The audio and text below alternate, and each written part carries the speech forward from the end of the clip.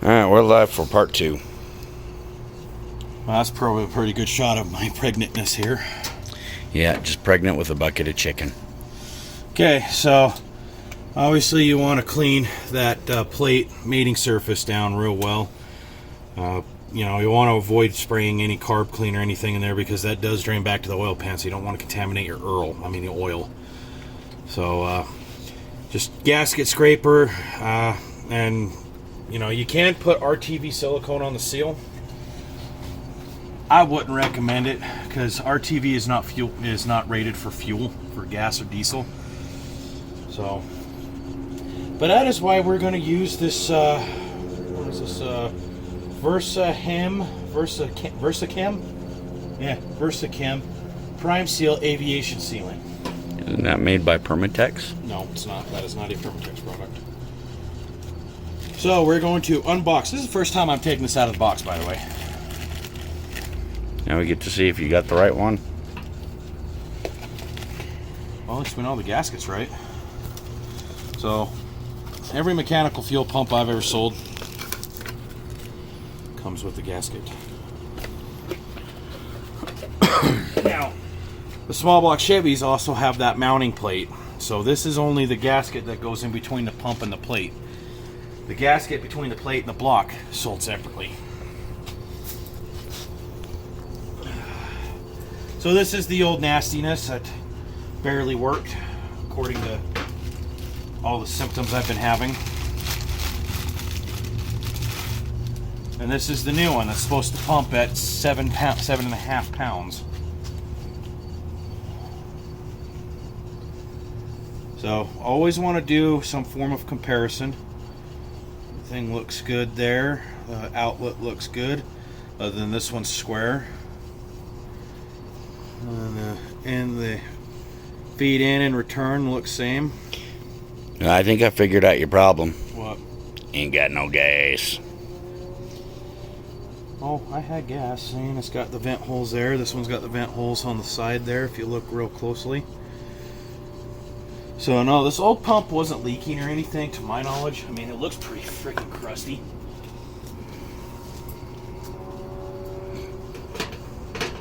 First thing I'm gonna do is clean my hands. Let me swipe them off. Okay, so cutting new fuel line. All right, I'm not gonna bore you with that. If you guys can't figure out how to cut fuel line, you probably should not be working on going near a vehicle with any sort of tool in your hand. So I cut them a little bit longer than the old ones. The primary line, so the suction line from the pump is a 3/8. That's the bigger one. The return line is a 1/4. Don't ask me. And then I just installed it into the bracket. We're going to take these rubber dongers off. And don't throw away the rubber dongers. They come in handy for other donger things. And I just dropped the damn truck side. That's okay. You'll find it and put it on when you get ready to connect it to the hard line. Yep. Whoever replaced this pump last, I can tell they only replaced one hose clamp, and I don't have access to my hose clamps at the moment, or else I'd replace it. But I'm going to go ahead and put the fuel lines on the pump right now before mounting it to the engine, as it just makes getting... You're about to lose your bracket. Yeah, I can put the bracket back on here in just a second. You can do an Eric the Car Guy trick and spray a little bit of silicone spray on these hoses before you put them on, if you so choose. As you can tell, I mean, I just wrestled with them. It wasn't that bad, other than I just kept dropping stuff. So, go ahead and give this a tighten up. And actually, I'm not sure if I want to put that clamp right on that or not. Because I'm going to rope, because if I have to take this off again, which I more than likely will when I put the electric fuel pump in, which I've already started on a video series. I haven't released the videos yet, any of the videos. I'm still in the process of making them, on wiring up a fuel pump relay inside a Amazon Wish relay box. I started a couple nights ago. Oh, and bonus footage at the end of the video. We got something special in the back of my truck. And that'll be coming up on both of our channels. So some of the things that helps me kind of visualize how things went before is kind of mocking things up in your head or in the air like this. So I have an idea on how things go.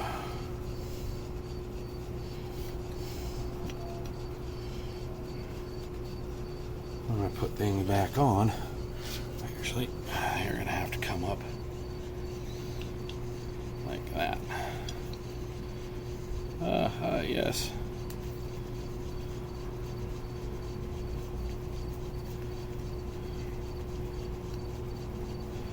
Alright, if I'm boring you about doing this, but He's having a hard time finding the hole. alright, so now that that donger's done, now you can put the gasket on dry. I wouldn't recommend it though. Alright. Oh, actually, I got 2 gaskets. Because they anticipate you screwing one up. No, but you don't. For some people who think that you can double gasket these, you are wrong. You're asking for an oil leak. You're just asking for trouble, period. Always set this stuff because this stuff's expensive. The thing about doing double gaskets, especially like on something like this, is you're increasing the distance that fuel pump sits against the block that much more, which could affect the push rod against the pump arm. And if it's not able to push that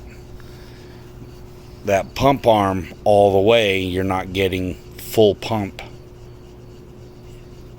which means you've got diminished fuel pressure,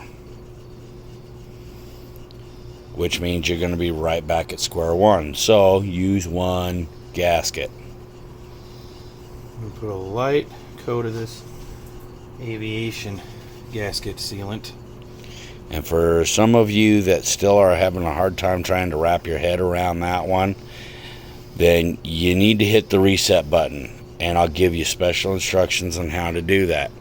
It's simple. You cross your legs, hold your nose, and then fart. That'll help clear out your head.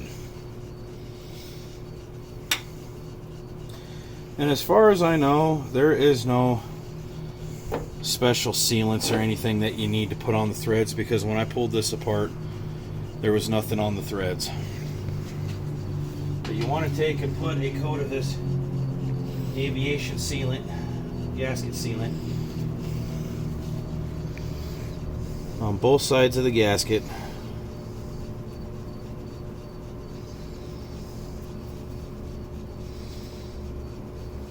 Does O'Reilly sell thread sealer? Yes, I actually have 2 tubes of it. Is it compatible with ATF? Yes. Any petroleum-based product. And yeah, sorry guys, I'm doing this at night, but it's the middle of summer 2020, and we're getting into triple digits out here. It is just too bloody hot. We've been into triple digits since the end of last month, and here we are about midway through August. Yep. It's just too bloody hot to be out here in the middle of the day working on stuff like this. That's why we're doing it at night. Although we didn't have that option this past weekend. Yeah, we'll explain that in another video. Alright, so do you believe you want to let this stuff sit for a few minutes?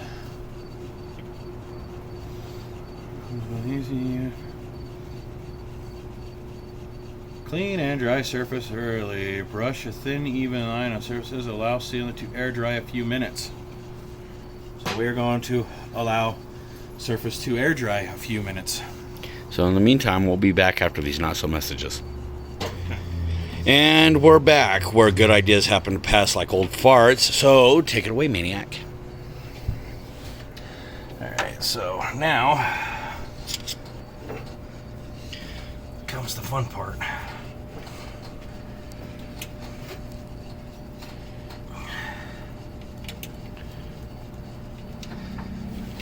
Getting my large meat hooks in the way of the light. You got that second bolt handy?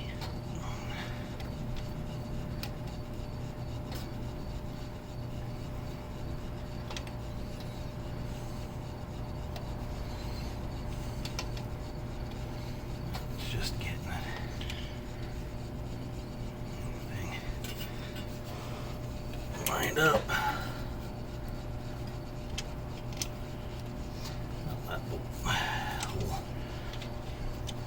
God damn it.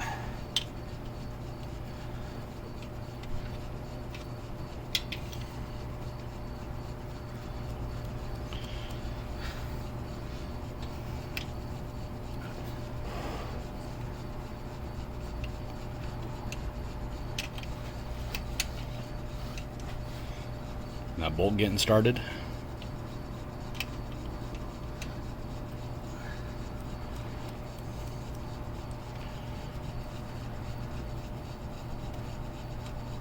Nope.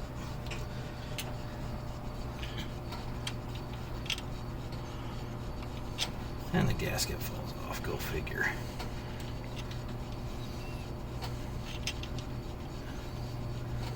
Get through there.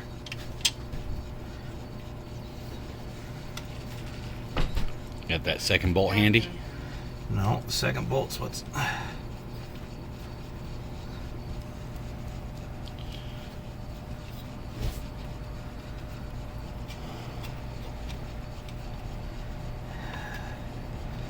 damn thing wants to fucking fight me.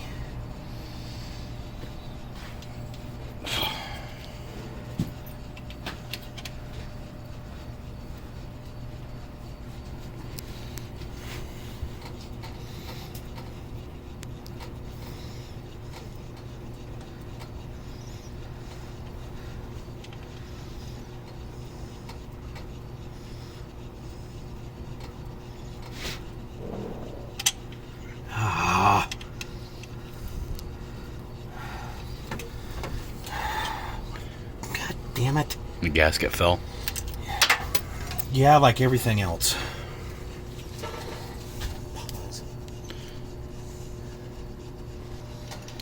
Take two.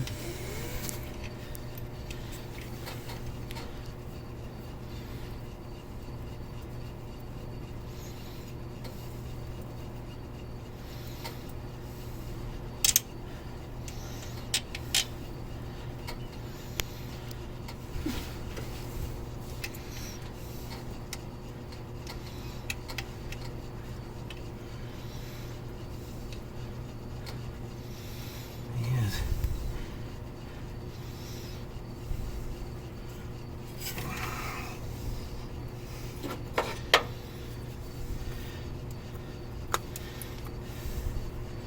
I'm too far, I'm too low.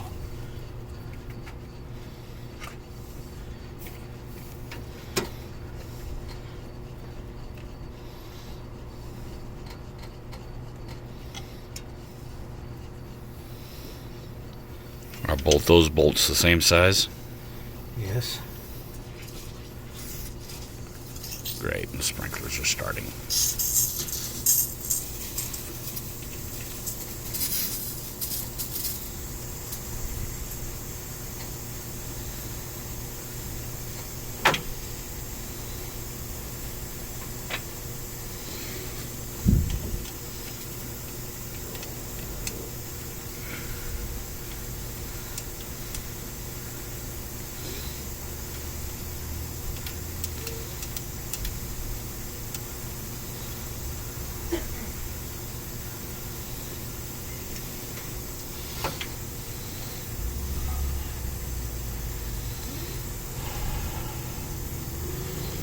So now I just need to figure out a way to make sure that the gasket stays lined up. Try using that other bolt as a dowel. I'm going to.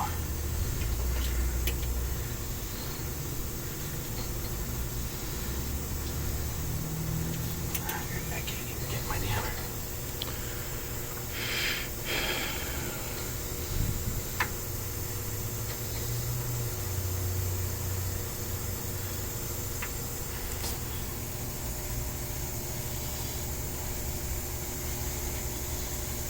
Great. Everything over here is getting wet. Some shop towels.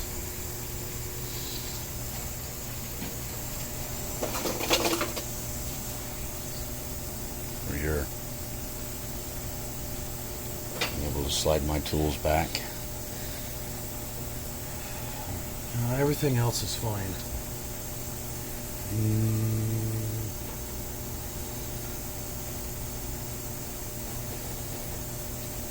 I don't want to tighten that down just yet until I got that Other gasket one, in. until you got the other one started. Yeah, now I just need the short extension, wherever the hell it went.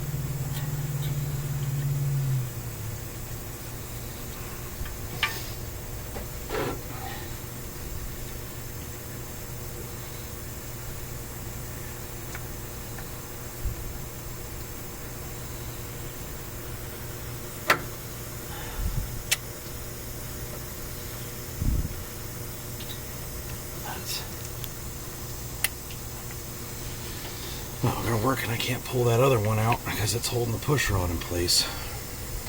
Oh. Oh, yeah. All right.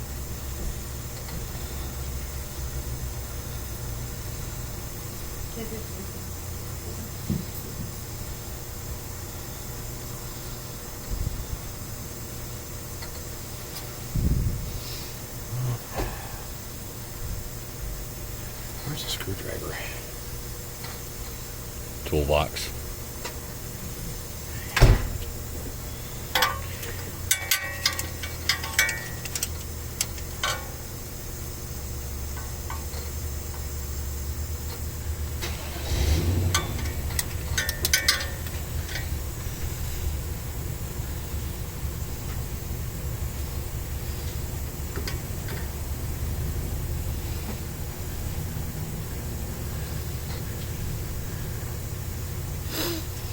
The struggle is real, folks. The struggle is real.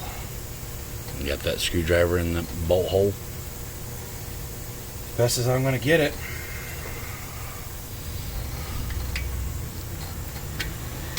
Just snug it up is all you need but to go.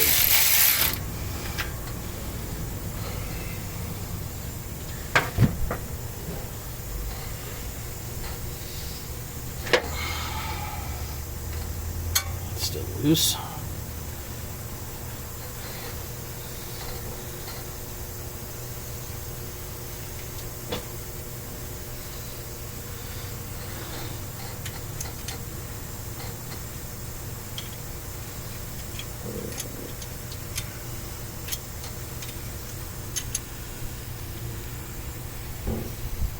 Just hope this thing doesn't leak fucking oil. Just use the old German adage, good and tight.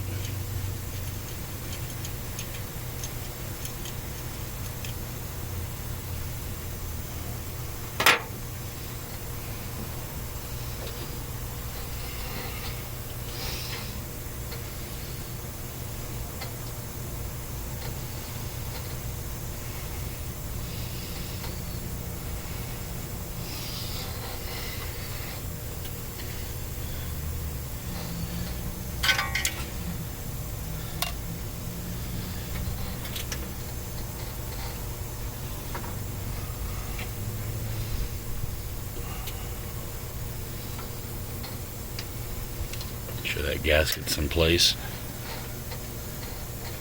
That's just getting my damn big ass hands. Back in there. Yeah, it's in place.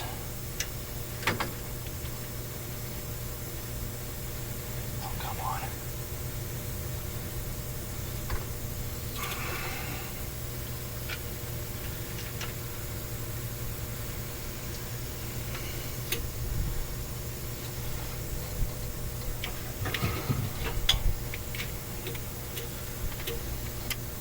How much am I bet? Sprinklers are probably.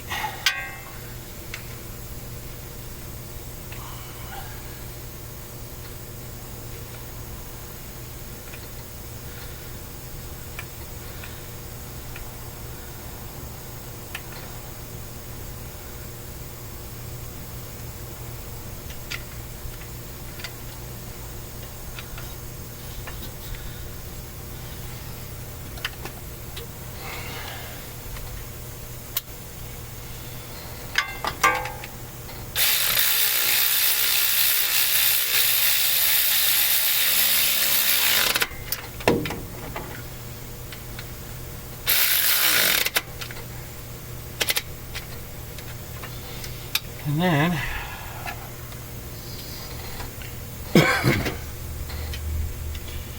give it a little bit Give it a ugga-dugga. of additional insurance. Really have to get at that one with a hand ratchet.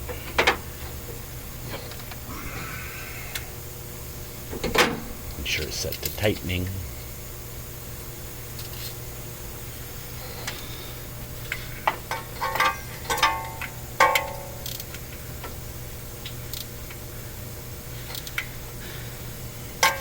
Now you don't want to tighten these too much because this housing is made out of aluminum. But you want it tight enough to where it's not going to leak. And I think I'm good. I'm not seeing the seal protruding out. As a matter of fact, see it's level. So I think we're good. Alright, now you just got to hook up your fuel lines. And then we can give her a test. After the sprinklers have stopped. And my tools stop getting soaked. Now I have to spray them with WD-40 to stop them from rusting. Okay, I need to find that upper bolt.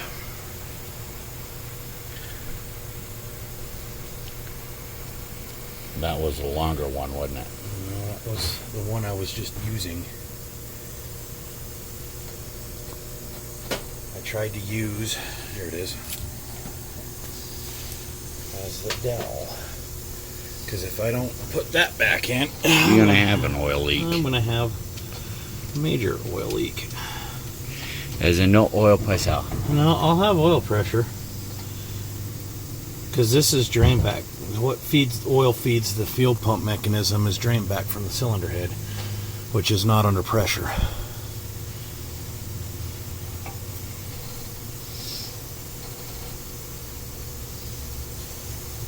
And you just had that wrench. Yeah, well, that's a different size.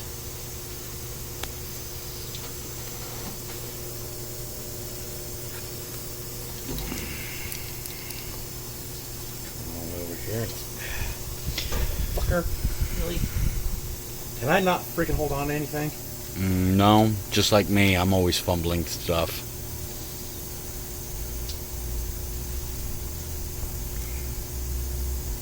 This gasket's probably ruined because these fucking sprinklers have to come on. Is it sitting in the water? It was starting to, yeah.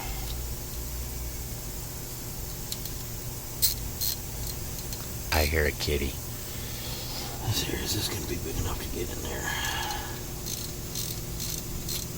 Always remember, if you're going to use this method to hold the push rod, always remember to put that bolt back in. Did you put the lower one back in too? Yeah, lower one's back in, and I think I'm going to need a wrench for that one.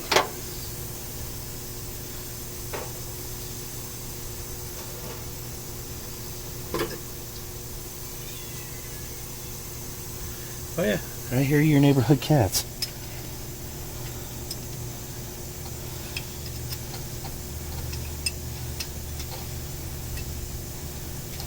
Could be where a gear wrench would come in handy. Yeah, I was just thinking that before I get nailed to the wall in the comment sections of should have used a gear wrench. I'm aware that I should have used a gear wrench. But all my good gear wrenches are over at my other shop. And all mine are buried.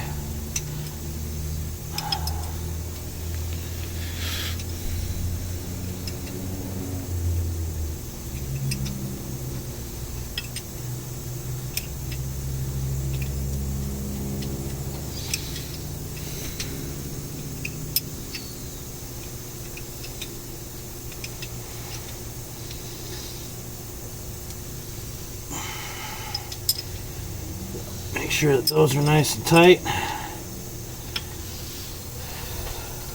Now, basically just putting everything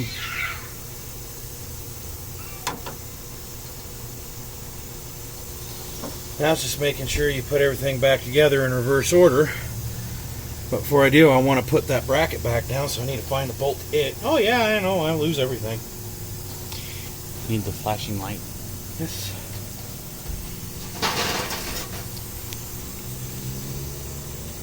See if that... We're approaching 27 minutes.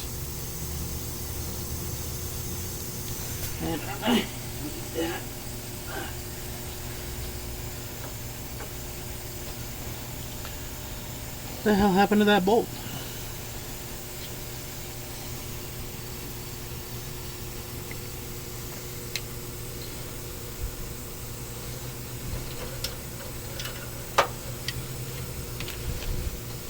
I know, magnetic tray would also help.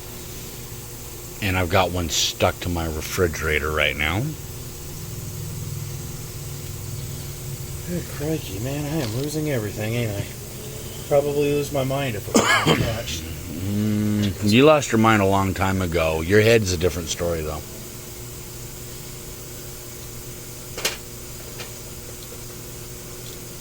Did you find it? I found it. It was in the last place you looked, wasn't it?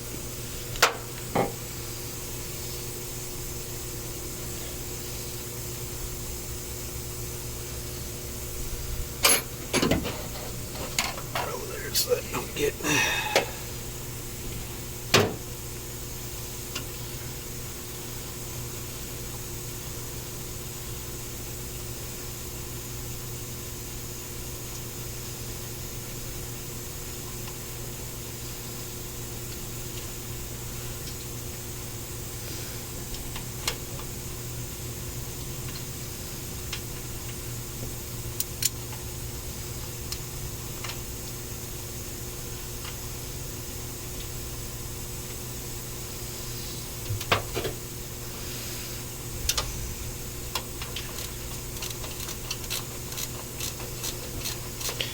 And then the only thing you got left is to connect those soft lines to those hard lines, and then hook up your hard line to your carburetor and then to the fuel pump, and then you're golden.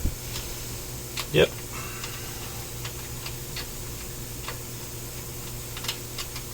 Let's see if your phone does the same thing mine does.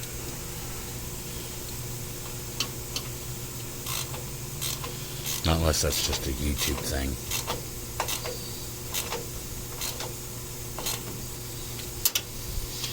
So, the factory obviously put this bracket there for a reason. So I figured I'd use it. And again, the Eric the Car Guy silicone spray could probably come in handy about now, but I ain't got any, so... I do, but it's over at my other shop. And it just happens to be sitting on the bumper of Green and Nasty. Oh, I might have another can here sitting on my Craftsman toolbox. Well, that's fine, because I got that on just perfectly fine.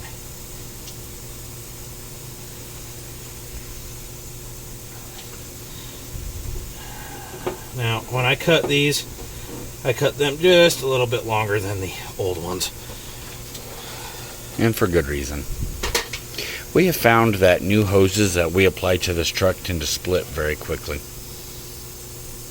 Yep. We have found this out with many a vacuum line already. I'm just going to go ahead and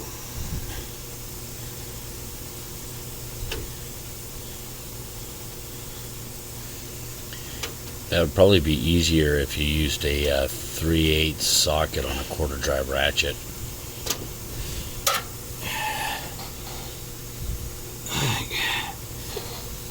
I think we're good. That's typical maniac mechanic for you. Always got to do things the hard way. That's on there.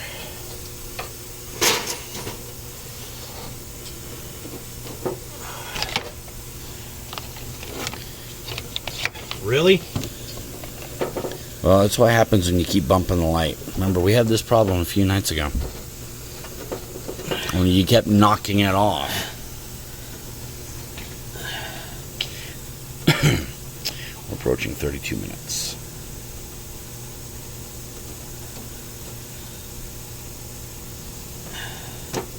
The struggles as a DIYer are real.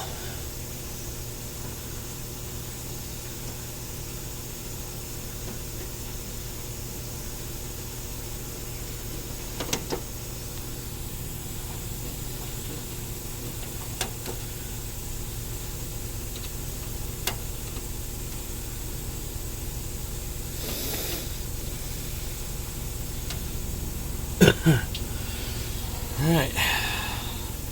I'll try to get those tucked back down where they were. There we go. Alright, now you just gotta connect your line from the fuel pump to the carburetor.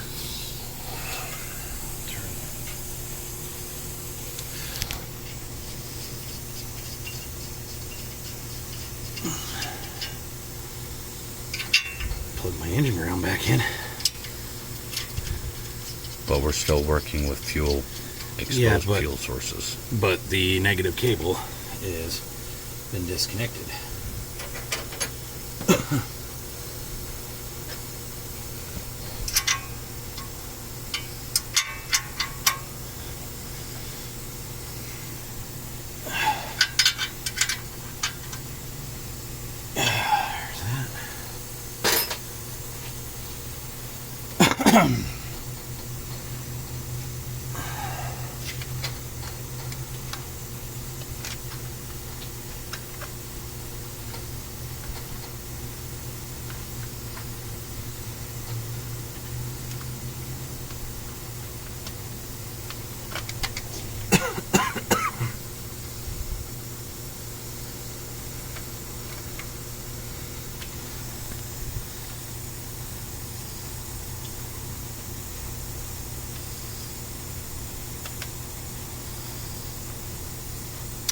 Now, I still don't like how close that is to the engine block.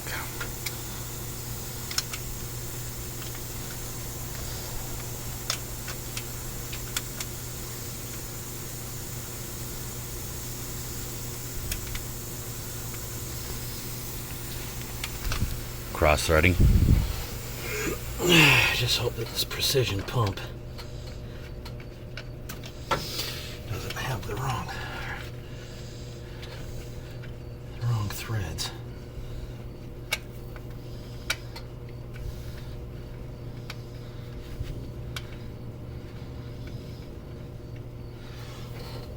Either that or I'm just not getting it in all the way. The thing about those flared thread fittings is if you don't set them on just right, they won't stroke the thread in. I have found this out with many a brake line.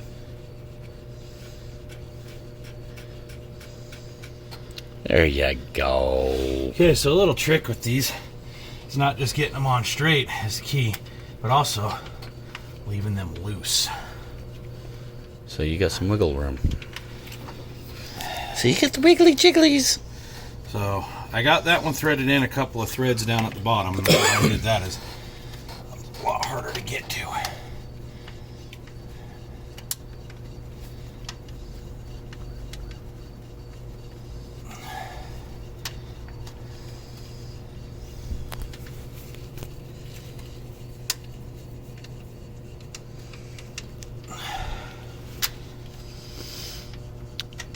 45 minutes.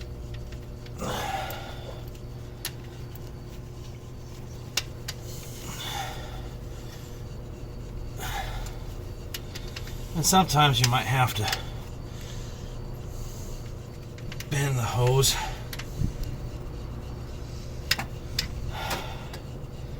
Get a little persuasion. Mother lover. Get that in there and now the nut doesn't want to turn. That's because it's cockeyed as hell.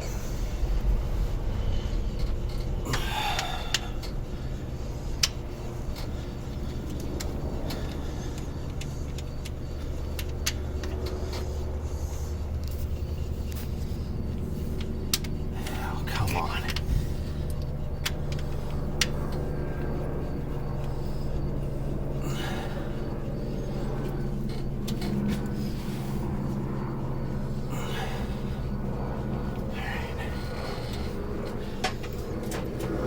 Now,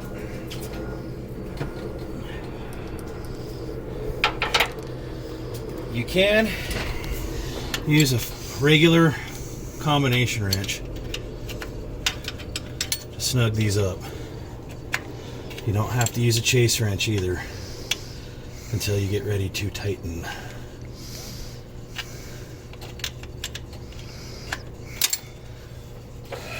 Did that just pop out? That just popped out.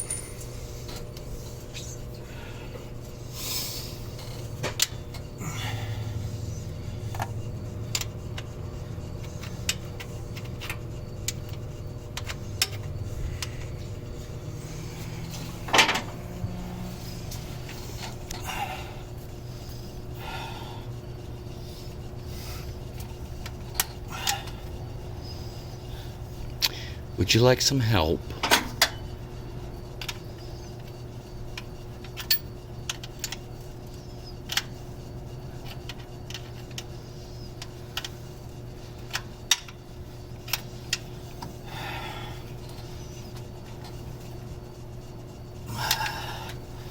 Like I said, fellas, struggle is real.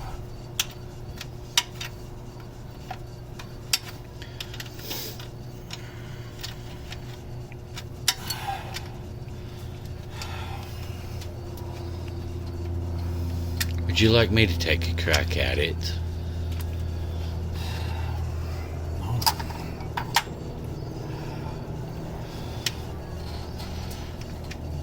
I said with these flared fittings, the trick is definitely to get them on straight. Otherwise, they're not going to thread.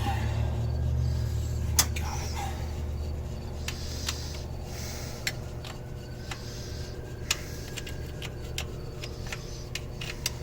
Well,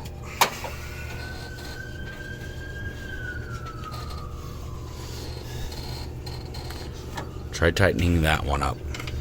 no, tightening this one up ain't gonna. I'm gonna loosen it, as I found sometimes loosening will give me a little more. Wiggle. Yep. Because with those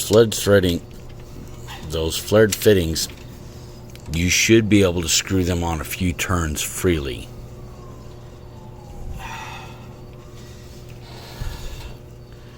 And I also hate it when they stick like that. Makes you think you're cross-threading. No, I don't think I'm cross-threading. It's just you get it in.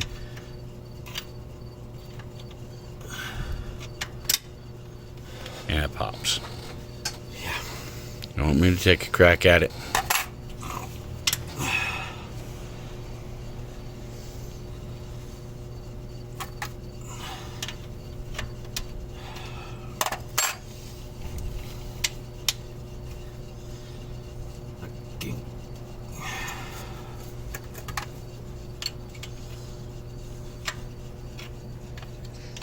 And we're at 40 minutes.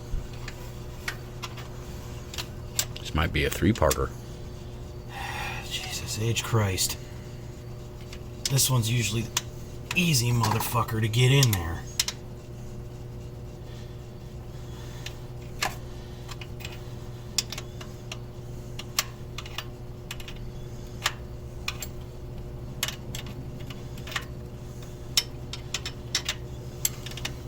it seem like it's threading in? Yeah. Coming out.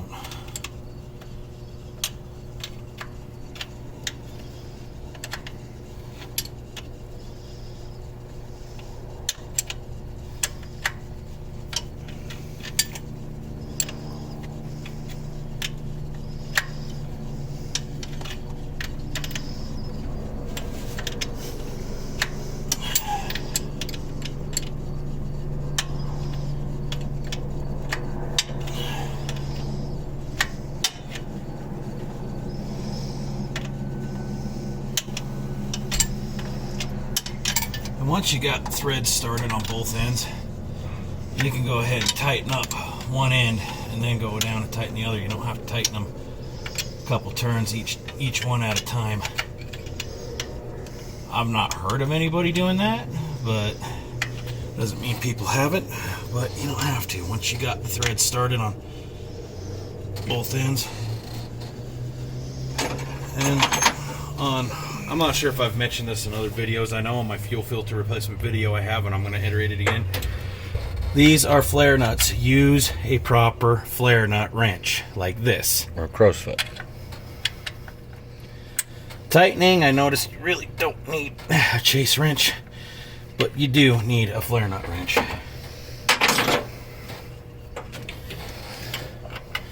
Once you break them loose, you can use a regular open-end wrench, but to break them loose when they're on and tight, that's where you use a flare nut wrench. Once you get the threads started by hand, you can use an open-end wrench until you get to get them snug. And then once you get them snug, you switch over to the flare nut wrench, just like that, and that'll help keep from damaging and rounding off the fitting.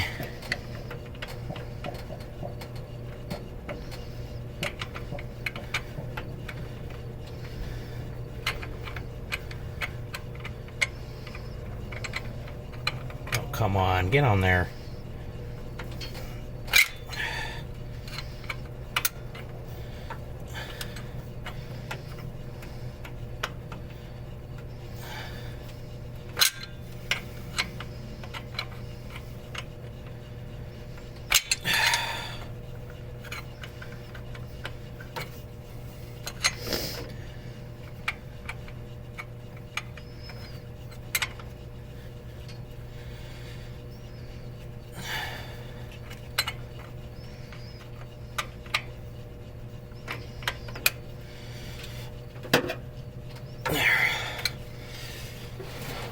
Alright, I'll hook up. So now we gotta clean up. And then we'll get it started and see what it's like running. And that's probably gonna be a part 3 because this is like a 40, almost 45 minute long video. Take it away. Alrighty, and as promised at the end of this one, we planned on showing you some things coming up here in the real near future. So we're going to wander back to the back of my rig.